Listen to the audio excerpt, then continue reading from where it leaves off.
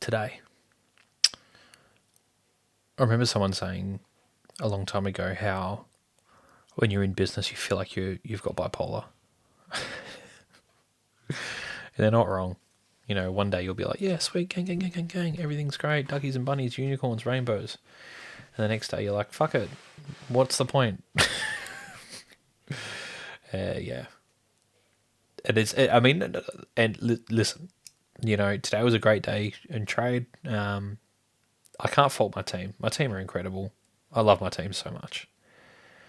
And I'm really excited to open the books with them and really my goal is to for them to be able to see how, like, any decision they make as part of the business. I mean, like, you know, being that they're part of the team, they own part of the outcome of propaganda, full stop. You know, how propaganda is reflected in the community. And so really, when you really think about it, I'm going to say something a bit controversial, and I don't mean this in like in a I have no regard for the law sense, not like that. What I'm going to say is I don't believe in employment because it's fickle, right? Like if a company folds, it doesn't all your agreements mean fuck all, right?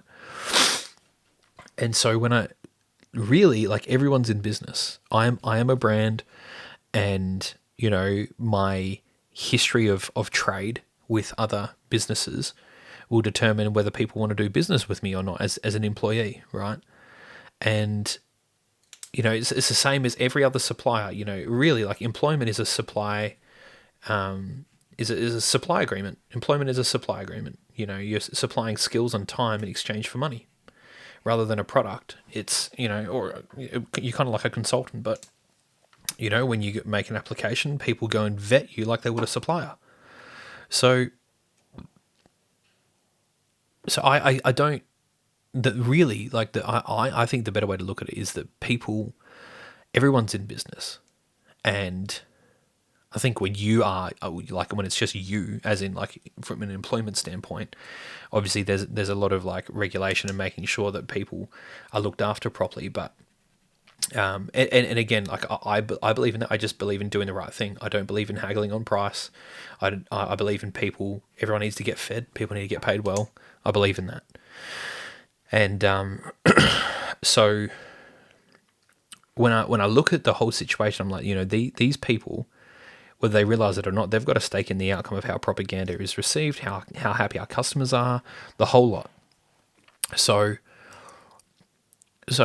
there's a level of ownership in the business, right?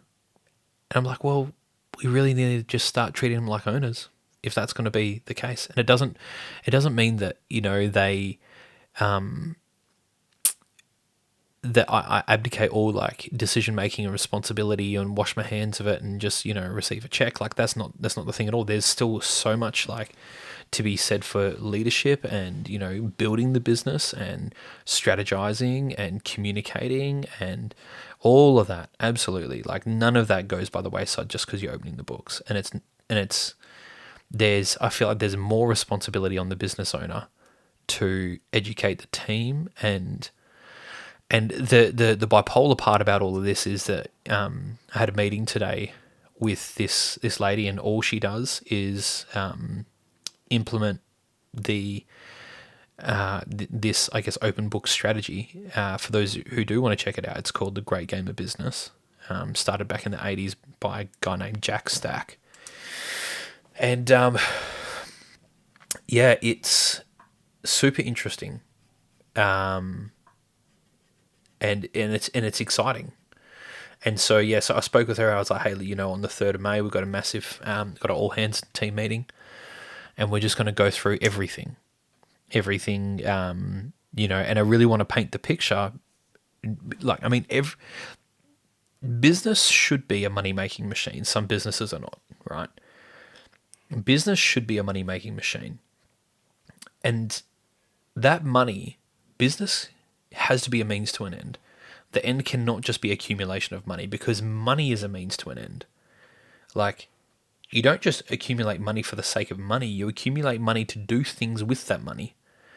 And it might be to be able to, like, pay off your mortgage so you don't have the stress of that debt over your head. It might be to be able to, ensure that your family gets great experiences traveling, or you are able to secure a better education for your kids or yourself, or start your own business, whatever, but money is always a means to an end, and the business is a good vehicle to make money.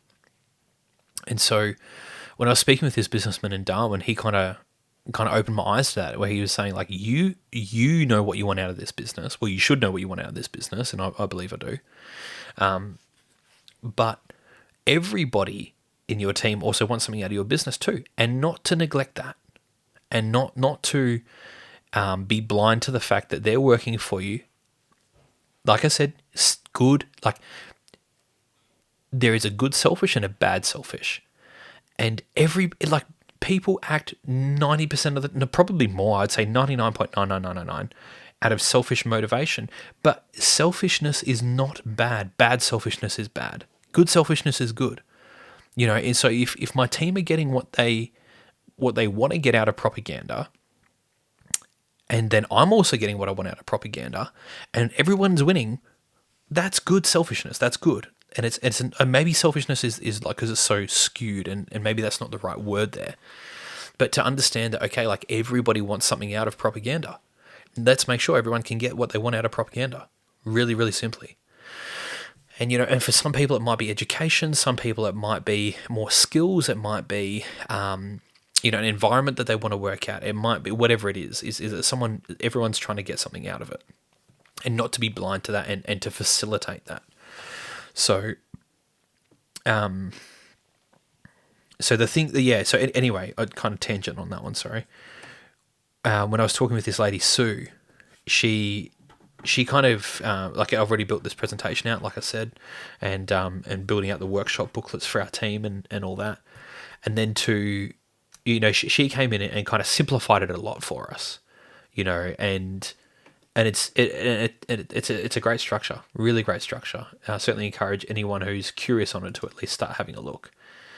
And and like I said, it doesn't mean that you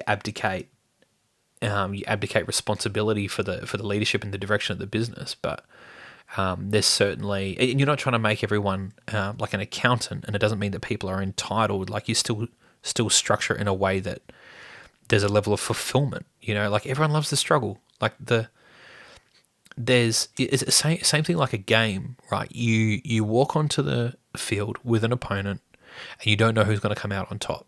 You're pretty confident sometimes. Sometimes you might be really unconfident, but you never know what's going to happen.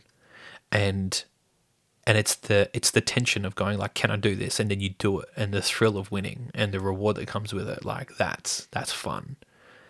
And so that, obviously, that's where the name The Great Game of Business comes in. And so I'm certainly curious as that. But what it has highlighted for me is just, even with working with these foodie coaches, so they're more specifically about, like, open book management and using that as a culture and a communications tool up and down your entire business. And then foodie coaches we've been working with, we started working with them end of it was end of last year is when we signed the dotted line with them, and they're really good when it comes to, like, industry professionals. When in the hospitality space, they know their shit. So it's been good with them, just kind of like realizing all the other gaps in our business, and for us to really turn up the dials how we really need to. There's so many areas to improve, and it's just like, I feel like like, it's almost like, okay, we've climbed this little mountain, and we're like, yay, that's great, and now, I'm kind of lifting my sights a little bit further, and I'm looking at the next mountain I got to climb, and I'm like, oh, fuck. Like, there's so much to do. That's bullshit.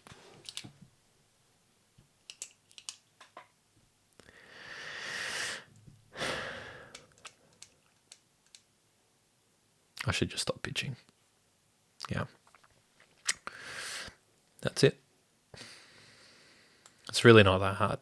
I know if there's one thing I know, it's just you do the next thing in front of you, then all of a sudden you look up and you're like, holy shit, I'm halfway up the mountain.